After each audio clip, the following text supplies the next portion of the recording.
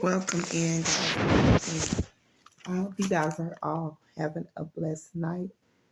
We're going to read some of this, and it is Be Humble Day. Welcome in, guys. I hope you guys are all doing well in this mid morning, although I've been fighting my sleep. I know I need to be asleep, but anywho, we're going to read this. It says, Be humble. I'm often amused by the unofficial holiday people. I'm, hold on, guys. Stop it. I'm often amused by the unofficial holidays people come up with. February alone has a sticky bun day, a swallower's day. Did y'all hear that? A sword swallower's day, a sticky bun day.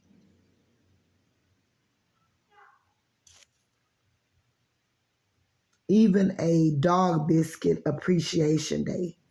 Today has been labeled Be Humble Day, universally recognized as a virtue.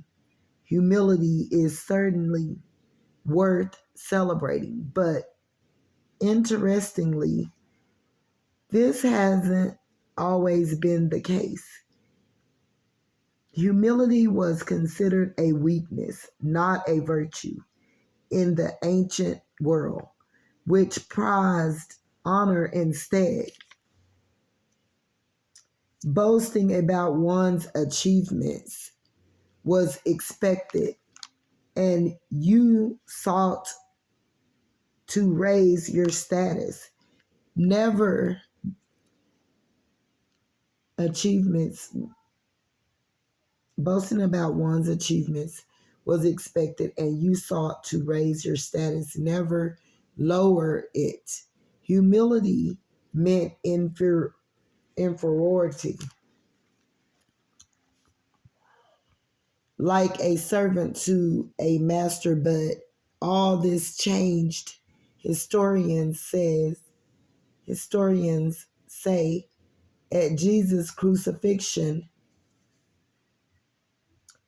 there the one who was in very nature God gave up his divine status to become who was in very nature,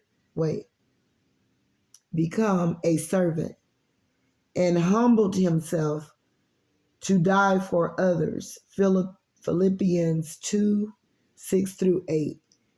Such a praiseworthy act forced humility to be redefined by the end of the first century. Even secular writers were calling humility a virtue because of what Christ had done. Every time someone is praised for being humble today, the gospel is being subtly preached. For without Jesus, humility wouldn't be good or be humble. They even thinkable. Christ relinquished his good or a be humble day. Even thinkable, Christ relinquished his status for us, revealing through all history the humble nature of God. What would the world be like if humility was still a weakness? In what relationships can you imitate Jesus' humility today? I praise you, Jesus, for being the humble one, and I desire to humble myself to you today as my only fitting response. Numbers 4-6, Mark 4:1-20. Okay, so that was a good pointer. In other words, it's telling me that it's a lot of people, not just one certain individual, Because everyone needs to like be about some certain, in some certain cases, about like some humble, like when it comes to everyone, I feel, even within myself, I still see it within everyone else. Like at times and days, I'll be like, sometimes it's others that's feeling themselves a little bit more than what I am. And I'll be like, oh, girl, I need to kind of pipe it down, right?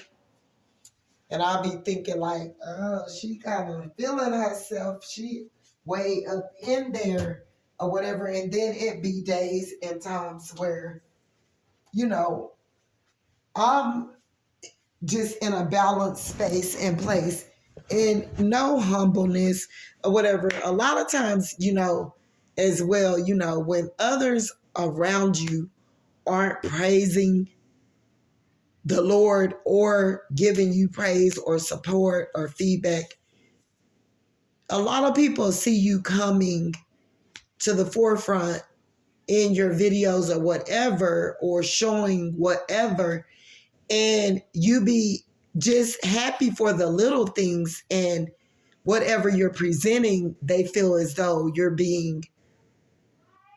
not being humble. But that's not true. Guys, I'm gonna have to come right back with you in just a minute. I'll be right back.